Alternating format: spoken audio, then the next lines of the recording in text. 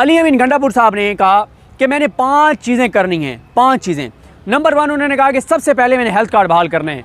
ज़ाहिर है ये पाकिस्तान के लोगों का सबसे बड़ा मसला ज़ाहिर है यही है कि इसके ऊपर एक इंटरनेशनल एक रिसर्च भी आई थी जिसमें ये कहा गया था कि कब कोई शख्स, कोई फैमिली खत्ते गुर्बत से नीचे जाती है, कब जाती है। उसमें बताया गया था कि अगर एक शख्स है, उसके घर का खर्चा 1 लाख रुपये है मिसाल के तौर पर, या 50,000 है, चलें कम करते हैं 50,000 है। अब वो एक जॉब करके, 2 जॉब्स करके, ओवर टाइम लगा के, जैसे भी है वो अपने घर का खर्चा 50,000 पूरा कर रहा है, अपने घर चला रहा है।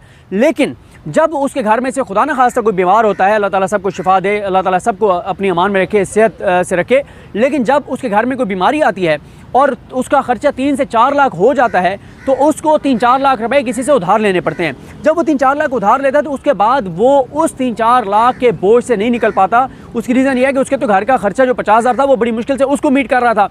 तो इमरान खान ने आकर जो हेल्थ कार्ड दिया था उससे ये था कि 10 लाख रुपए तक हर पाकिस्तानी की जेब में थे।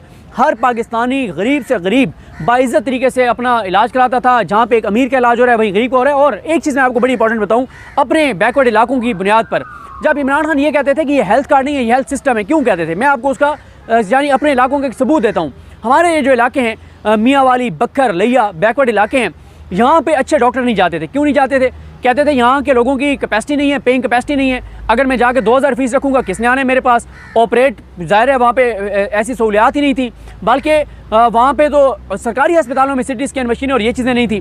तो हुआ क्या, जब हेल्थ कार्ड आया तो लोगों ने इन्वेस्ट किया, लोगों ने इसको इन्वेस्ट इस तक करोड़ों रुपए के अस्पताल बनाए। उससे क्या हुआ कि ज़ाहिर है अब उनको क्योंकि पे करना था गवर्नमेंट ने, लोगों ने तो अपनी जेब से नहीं करना था, उन्होंने करोड़ों रुपए इन्वेस्ट किया, बड़े बड़े अस्पताल खड़े कर दिए। तो हेल्थ कार्ड एक इलाज का जरिया नहीं था, एक पूरा हेल्थ सिस्टम था। ये बात ठीक है इमरान खान की।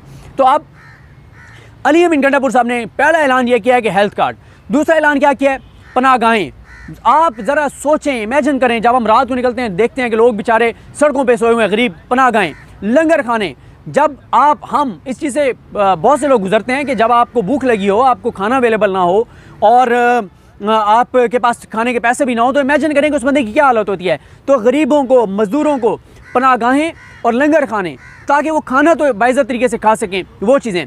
चौथा, वो एहसास प्रोग्राम की एक शक्ल को बहाल करेंगे लोगों को, जो है वो, ताकि उनको कारोबार शुरू करके दिए जाए, उनको इस काबिल किया जाए कि फैमिली खुद अपने पाँव पर खड़ी हो सके। और पाँचवां ये है कि टेक्निकल एजुकेशन पे वो जा रहे हैं, IT के ऊपर वो जा रहे हैं, AI, ये चीज़ें सिखाएंगे KPK की यूथ को, ताकि वो खुद अपना रोज़गार कमा सकें। ये तो हो गई अली अमीन गंडापुर साहब की तरजीहात। छठी उनकी तरजीह यह है कि उन्होंने कहा कि इस सूबे में कानून की हुक्मरानी होगी, कानून से कोई बालातर नहीं होगा। ये 6 तरजीहात अब तक अली अमीन गंडापुर साहब के सामने आई हैं। वो अली अमीन गंडापुर जो बेहतरीन इदारों से पढ़ा हुआ है, 2013 में MPA बना, 2018 में MNA MPA बना, 2024 में अब वो MNA MPA बना, वजारतें नहीं, एक्सपीरियंस्ड जो है शख्स। और दूसरी तरफ मरीम नवाज़ साहबा की सिर्फ क्वालिटी ये है, वो अज़हर मिशवानी ने वो जो ग्राफिक शेयर की हुई थी कि नवाज शरीफ